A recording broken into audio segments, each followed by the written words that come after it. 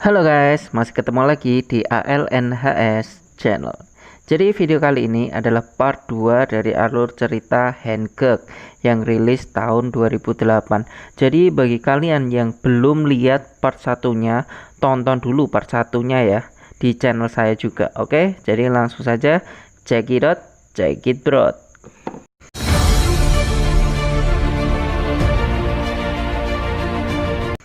Karena Hancock sang pahlawan gembel kita ini baru saja memasukkan kepala Paimin ke lubang pantatnya si Paijo, maka dia pun dituntut untuk ditambah masa hukumannya.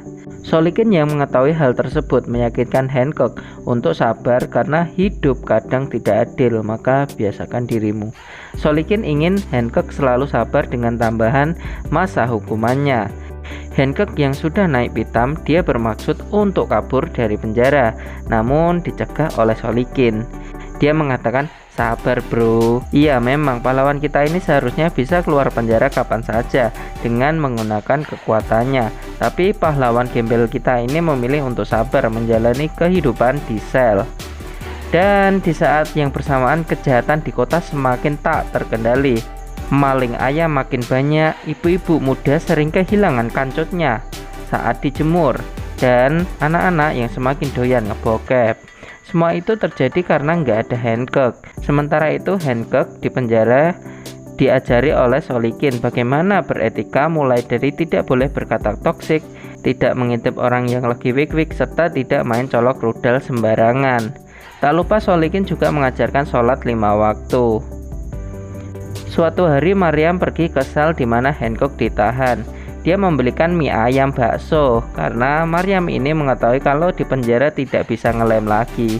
Dia juga mengatakan Solikin adalah sosok laki-laki yang baik. Dia suka menabung dan rajin infak di masjid. Jadi jangan kecewakan Solikin. Saat mau pergi, Laron anak Solikin juga memberikan mainannya yang baru kecebur WC tadi pagi. Melihat itu Hancock menjadi termotivasi sekaligus mencium bau klenyet dari mainan tersebut. Suatu hari Solikin membawakan Hancock sebuah kostum, namun Hancock lebih suka berpenampilan layaknya gembel. Di situ Solikin berkata bahwa kostum superhero sangat digemari di kalangan cosplay dan dia juga akan tampak seperti wibu ketika ia memakainya. Hancock seketika itu pun mau memakainya. Oh ternyata Hancock wibu toh. Baru tahu gua. Pantesan bau bawang. Sudah 2 minggu Hancock bertahan untuk tidak ngelem dan dia hanya bersandar di dinding karena sangat ingin ngelem lagi. Karena Hancock ini sudah sangat jenuh dengan kehidupan di sel, dia pun mencoba untuk bermain bola basket. Dari kejauhan dia terlihat melempar bola dan jebret, nggak masuk. Bola itu pun memantul keluar penjara. Lalu dengan santai ia mengambil bolanya tersebut sambil melihat dunia luar, dan dia berpikir untuk membeli lem di warung dan kembali lagi. Tapi dia pun mengurungkan niatnya karena ia sudah berjanji untuk bertaubat. Dan pada suatu hari akhirnya dia dapat job juga. Dia ditelepon oleh kepolisian untuk membantu menangani perampokan di kota. Ketika ia akan pergi, dia tersadar kalau dia sekarang sudah punya kostum. Dia pun mencukur jenggot atas maupun jenggot bawah. Jangan tanya jenggot bawah yang mana ya. Dengan menggunakan kuku jarinya biar kelihatan bersih dan nggak kayak gembel lagi. Di tempat lain sedang terjadi tembak-menembak antara Pak Polisi dengan perampok, dan banyak warga sipil yang disandra dan dipasangi bom di tubuhnya. Ternyata di situ terdapat seorang polisi yang sedang terluka karena mercon. Maksudnya terkena tembakan, dan sang pahlawan kita pun tiba. Dia mendarat tanpa selip sedikit pun sehingga sama sekali tidak merusak aspal dan benda di sekitarnya. Sesampainya di sana, Pak Polisi menjelaskan situasi sekarang bahwa saat ini mereka sedang main dakon. Ya maksudnya main tembak menembak, ya maksudnya tembak-tembakan gitu, tembak-tembakan antara perampok dan polisi, dan ada seorang polisi wanita yang terjebak di tengah baku tembak tersebut. Dan setelah mengetahui situasinya, Hancock pun mengucapkan kata-kata yang bagus. Dia berkata good job, yang berarti kerja bagus. Tumben gak berkata toksik lagi. Di tengah baku tembak, Hancock yang tampak keren dengan balutan kostum berjalan santai menebus semua peluru untuk menghampiri wanita tersebut, kemudian menggendongnya dan menyelamatkannya tentunya. Sesudah menyelamatkan si cewek tadi, dia langsung menghampiri para perampok tersebut. Satu persatu dari mereka disekat oleh Hancock. Si ketua penjahat pun sangat marah dan dia berkata, "Toksik lagi." Dan Hancock pun datang. Lalu ketua penjahat tadi berkata kepada Hancock bahwa di tangannya terdapat pemicu yang akan meledakkan para sandera saat dia melepaskan tangannya dari tombol tersebut. Sadar Hancock tidak punya pilihan, si ketua penjahat ini pun menyuruh Hancock untuk membuka berangkasnya lalu mengamankan uangnya di suatu tempat. Tapi Hancock tidak mau dan menolak perintah tersebut. Karena kesal, ketua maling ini pun mengatai Hancock sebagai tukang lem. Lalu seperti biasanya, Hancock menyuruh ketua maling ini untuk mengucapkan sekali lagi sebuah kata yang benar-benar ia benci. Ketika ketua maling sedang ngomong gak karuan, Hancock pun mengambil penutup lampu, kemudian memipihkannya, lalu menajamkannya dengan kuku.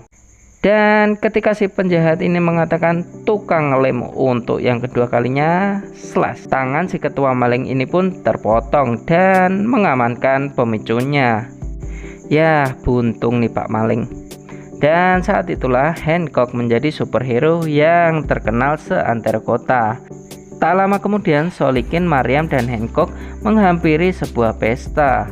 Di dalam pesta tersebut, mereka bertiga saling bercerita dari mana asal Hancock sehingga dia bisa menjadi seorang gembel. Apakah dia berasal dari planet Krypton karena memiliki kekuatan super seperti Superman? Lalu Hancock pun bercerita, dia tidak tahu siapa keluarganya dan siapa dirinya sebenarnya. 60 tahun lalu, dia tersadar di sebuah rumah sakit dengan keadaan kaki yang patah dan tengkorak yang pecah, ditambah lagi hidung yang ingusan. Mendengar cerita tersebut, Mariam yang tadinya sangat sinis pada Hancock meneteskan air mata, seakan ada yang disembunyikan dari Hancock. Scene pun berpindah ke rumah Sholikin yang sedang mabuk. Hal ini dimanfaatkan oleh Hancock. Apa yang sebenarnya disembunyikan oleh Mariam? Hancock terus bertanya. Lalu tiba-tiba mereka pun saling mencupang satu sama lain. Enak ya nyupang istri orang. Dan tiba-tiba hal yang mengejutkan pun terjadi. Hancock dibanting keluar jendela dan menghantam mobil yang sedang parkir.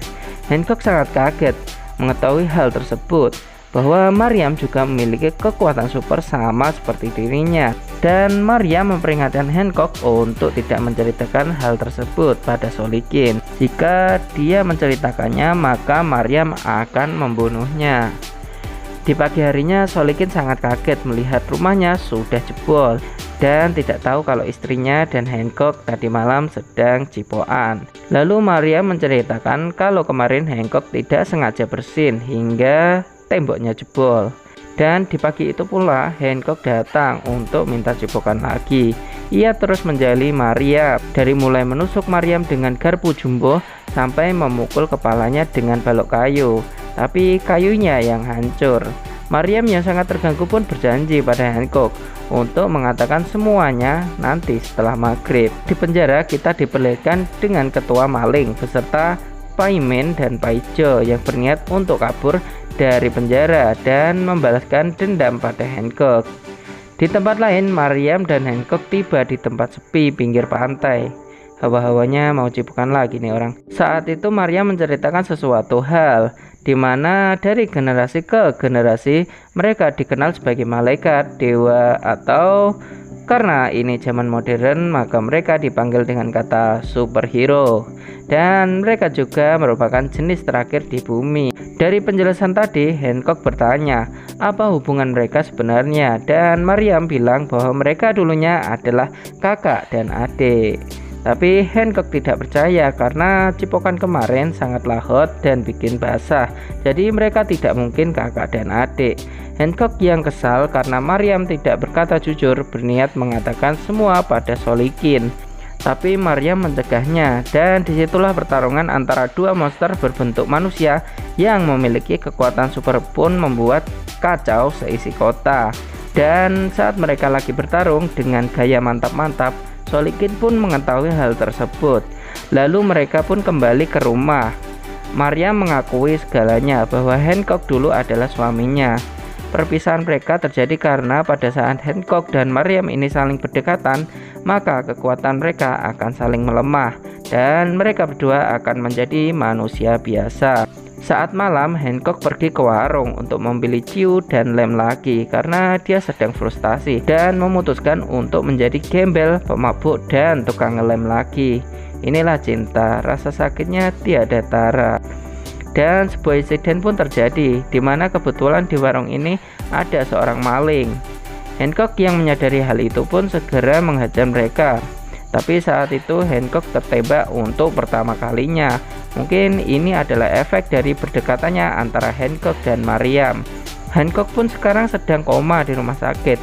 Maryam yang mendengar hal tersebut pun pergi ke rumah sakit. Tak lama setelah itu Maryam menceritakan perpisahan mereka, bahwa 60 tahun yang lalu Hancock dihajar oleh preman yang menyebabkan kepalanya terluka dan ia mengalami amnesia. Di saat itulah Maryam pergi meninggalkan Hancock karena khawatir bahwa Hancock akan kembali terluka jika mereka saling berdekatan. Di waktu yang sama, Solikin dan Laron datang menemui Hancock. Tapi karena mereka melihat Maryam dan Hancock sedang pacaran, mereka pun jadi ilfil dan meninggalkan mereka berdua. Tak lama setelah itu, trio kampret yang berisi Paimin, Paijo, dan ketua maling mendatangi rumah sakit. Tunggu, ini kampret yang beneran kampret, nggak usah disangkut pautkan sama politik ya. Di situ kampret menembaki Hancock dan Maryam, dan disitulah Maryam mempertaruhkan nyawanya untuk Hancock. Maryam pun tepat tertembak di dadanya. Di dada loh ya, bukan di bagian milk.